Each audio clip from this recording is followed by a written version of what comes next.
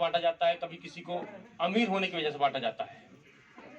आप देखेंगे कि प्रदेश में और पूरे देश में जिस तरह का माहौल अगर वर्तमान में चल रहा है, ऐसा कभी हमें देखने को नहीं मिला।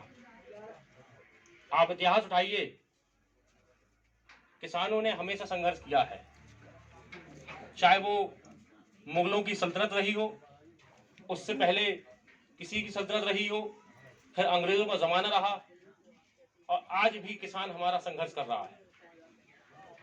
और आजाद होने के बाद अगर हमारा भारतीय किसान संघर्ष कर रहा है, ये बड़े दुर्भाग्य की बात है। जिस तरह वर्तमान सरकार भाजपा ने, आप देखते होंगे फेसबुक पे, टीवी चैनल पे, रोडों पे कीलें गाड़ी गई हैं, बैरिकेड्स लगाए गए हैं, पुलिस को खड़ा करा गया है, सीआरपीएफ को लगाया गया है। क्या वो आतंकवादी हैं? हमारे भाई हैं, हमारे देशवासी हैं। अगर हमारा देशवासी अगर हमारा हक मांग रहा है और हमारी सरकार उसको सुन नहीं रही है, तो ऐसी सरकार को उखाड़ फेंकना चाहिए। जिसने आवाज उठाने की कोशिश करी, या तो उसे जेल में ठूंस दिया गया, या उसे उन लोगों पे मुकदमे लगा दिए गए, या उनके आंदोलन को दबा दिया गया। ऐसे ही एक व्यक्ति रामपुर के सांसद आली जनाब आजम खान साहब पे, जब उन्होंने अपनी आवाज को, शिक्षा की जोत को जलाने की आवाज को बुलंद किया संसद में, इस सरकार ने उनकी आवाज को दबाने का कार्य किया, उन पे मुकदमे लगाए, झूठे केसेस लगा के उनके पूरे परिवार को जेल में डालने का कार्य किया।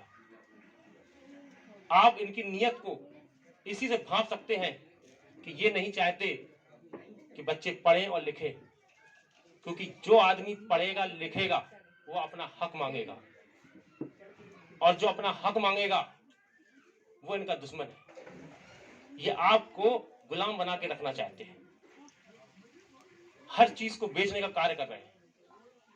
मैं एक छोटी सी बात कहूंगा, एक परिवार होता है, उसका मुखिया 30-40 साल में, 50 साल में संपत्ति अर्जित करता है, घर बनाता है, मकान बनाता है, बर्तन इकट्ठा करता है, गाड़ी घोड़े सब इकट्ठा करता है, फिर उसकी औलाद उन सामान को बेचने का कार्य करती है, तो आप ऐसी औलाद को क्या कहें?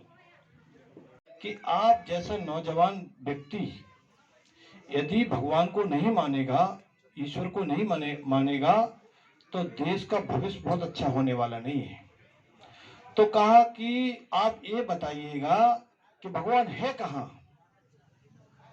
भगवान है कहाँ? तो राम की परमहंस जी ने कहा कि आपकी इच्छा शक्ति अच्छी है, आपको भगवान को प्राप्त करना है, तो निश्चित रूप से आपको 30 दिन का समय देना पड़ेगा। उन्होंने कहा ठीक है, हम 30 दिन का समय देंगे।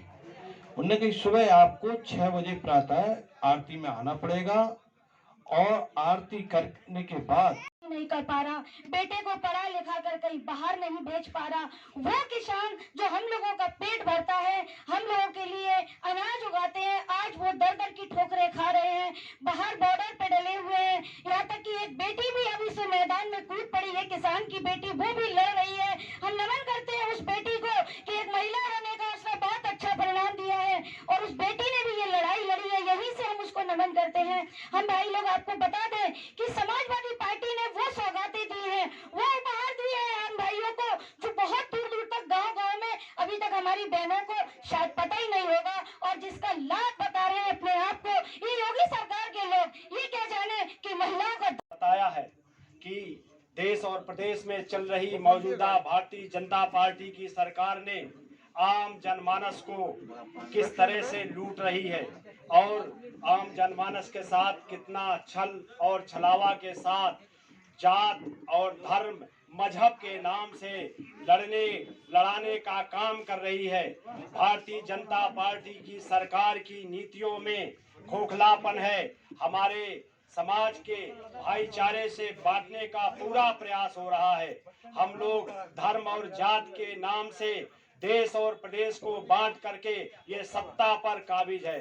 भारतीय जनता पार्टी की सरकारों से हमें आपको निजात पाने के लिए हमें 2022 में माननीय अखिलेश यादव जी के हाथों को मजबूत करना होगा साथियों, जिससे हमारा मान और सम्मान। करोड़ों दलितों, पिछड़ों के मसीहा डॉक्टर भीमराव अंबेडकर साहब के चरणों में कोटि कोटि नमन करते हुए, शिक्षा की जोत जलाने वाले ज्योतिराव फूले साहब के चरणों में कोटि कोटि नमन करते हुए, समाजवाद का पाठ सिखाने वाले आदरणीय डॉक्टर राम मनोहर लोहिया जी, जिनके आदर्शों के विचार मानकर माननीय हमारे संरक्षक मुलायम सिंह यादव जी ने समाजवादी पार्टी का गठन कर आज आप जैसे लोग, जो तमाम लोग दलित शोषित पीड़ित हैं, चाहे जो भी सरकार केंद्र में बैठी हो, चाहे कांग्रेस की रही हो, चाहे भारतीय जनता पार्टी की मौजूद हो, लेकिन आजादी के इतने वर्ष बाद भी आज हम